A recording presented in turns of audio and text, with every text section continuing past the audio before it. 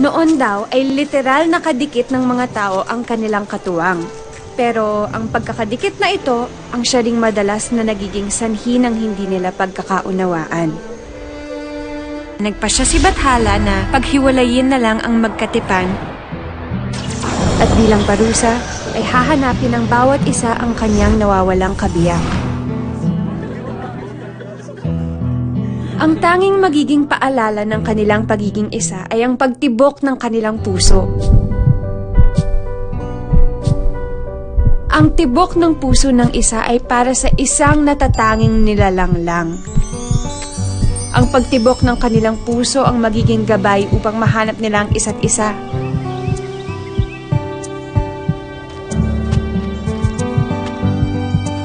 Ito ang pag-ibig.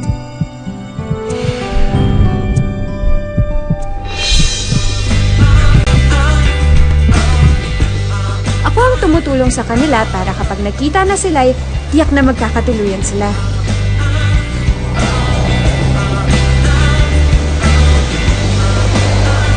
Iyon ang iniatas sa akin ni Bathala. Sa mundo ng immortal, ako ang ikangay, anghel na Cupido.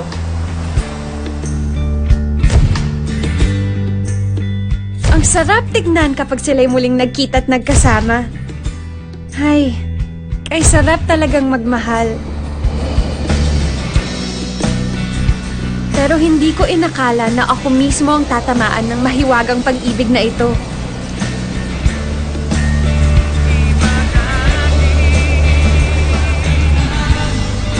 Madalas ko siyang tinitignan, pinapangarap. Hindi ko alam na ako'y iibig sa isang mortal. Si Dante. Tama ba o mali itong aking nararamdaman? Alam kong may nakalaan na sa akin at itinakda ni Bathala pero iba ang tinitibok ng aking puso. Si Dante. Si Dante ang nais kong makasama habang buhay. Nakiusap ako kay Bathala pero hindi niya ako pinayagan.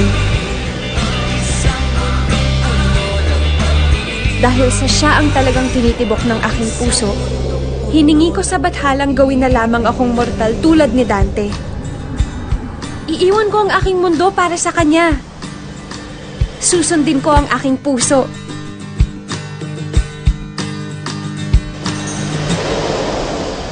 Pinuntahan ko siya.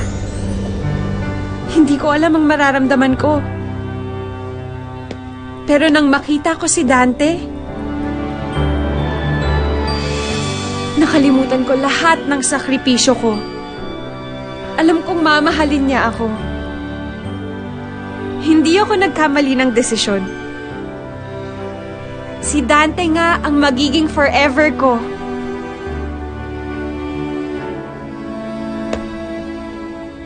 Pero hindi ko inaasahan na darating si Clarissa. Siya ang unang pag-ibig ni Dante.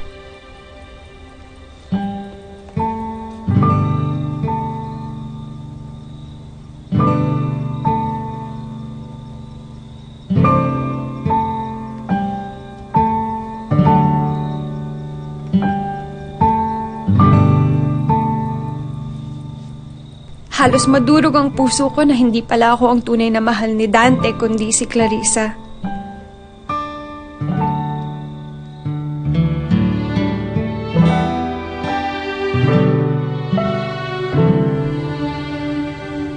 Hindi ko alam ang gagawin ko dahil wala na sa akin lahat.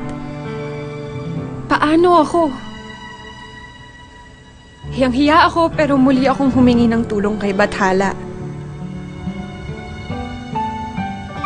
Nakiusap ako at nagpakumbaba na nagkamali ako. Baka pwede pa niya akong bigyan ng pagkakataong may balik sa dati kong mundo.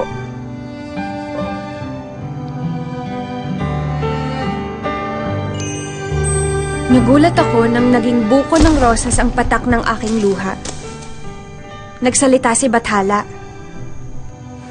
Makakabalik lamang daw ako sa aming daigdig kung muli kong ikakalat ang pagmamahal sa sangkatauhan. sa pamamagitan ng mga rosas na mula sa aking pighati at kalungkutan.